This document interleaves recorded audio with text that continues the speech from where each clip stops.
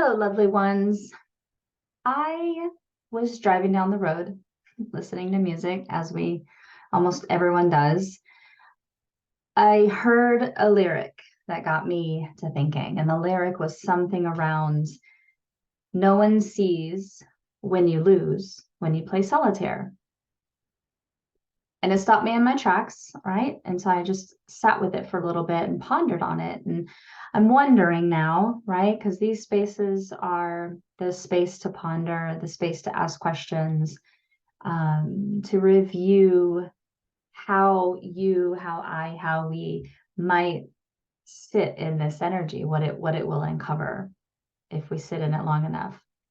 And the curiosity for me is I've been in the spiritual game. I've had a business for going on 17 years now. I've had my own personal development practice path, spiritual, blah, blah, blah, whatever we want to call it, over the last 20, 25 years. And so I'm not new to the concept that it's very difficult for people to be vulnerable with other people. There tends to be this guarded type energy when we're in a class, when we're in a retreat, when we're in group.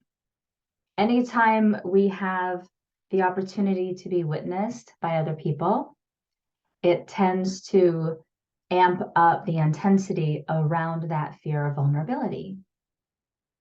And so the pondering for me, right, as I settle into that and just kind of think about that, the pondering for me is it that we're afraid of being vulnerable? Is it that, like, what does that mean for us? It's one of those spaces where I know that we say, I worry, or I'm like, how do we say that?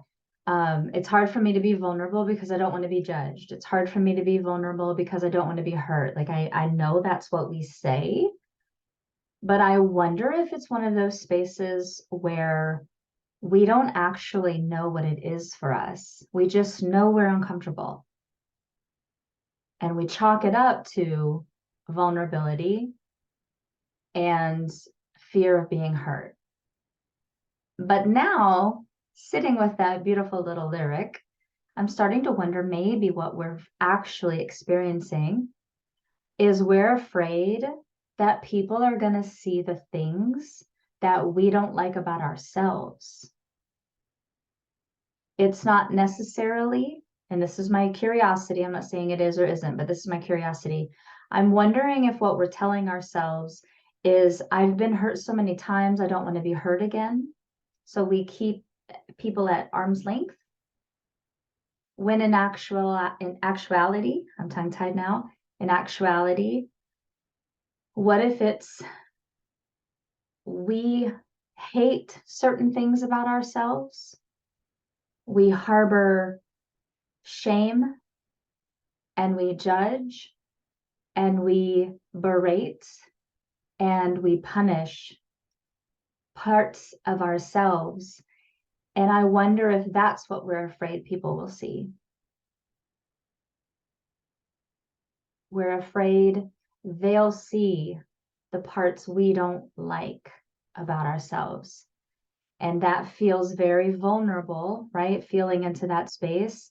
It's almost like we have this secret closet or this basement hidden away with all of our yucky stuff, all of the shameful, dirty, embarrassing, right? All of that stuff.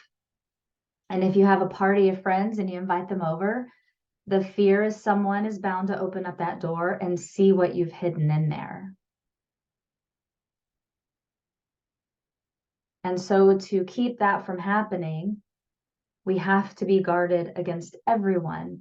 But then how we rectify that within our own selves, because sometimes we don't want to actually admit we have a closet like that or a basement like that.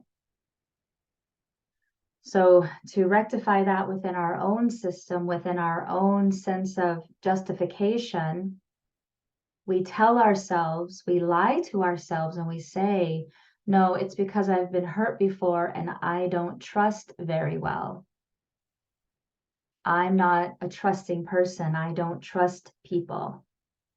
But I wonder if it's not even about that. I'm wondering if it's because we don't want them to see the things that we ourselves don't even want to look at. I am going to sit with that because that's a little bit rocking my world right now, because always for me, it's this space of, I wonder if that could be true for me. I wonder if that is possible for me. Remember, we are such good actors, and we are really good at pretending and putting on masks. We're good at telling ourselves what we need to hear. We're good at justification. We're good at setting up all these coping mechanisms and these illusions. Like, we're really clever when it comes to protecting the vulnerable parts of ourselves.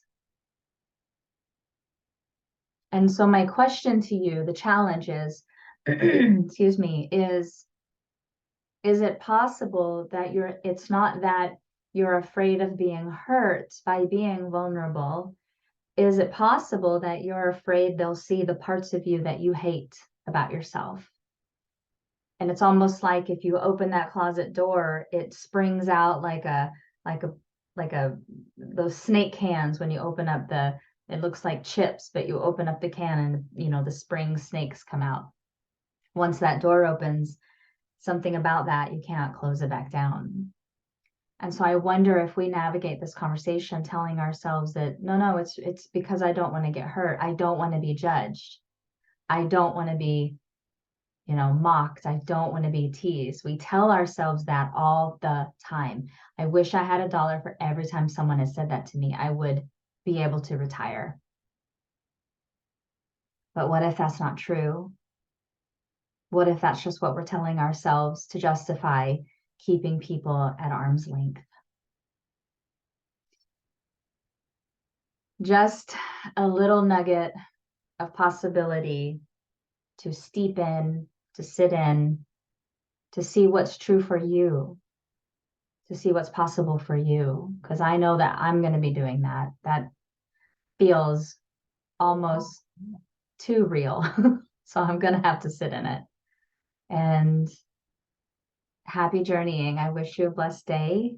And I'd love to hear how that's working out for you. If you want to leave a comment, if you want to get in touch with me, just, yeah, let me know how it's going for you, because that feels really delicious. It feels potent for opening up some spaces that I didn't see before. So I hope you enjoy. Bye.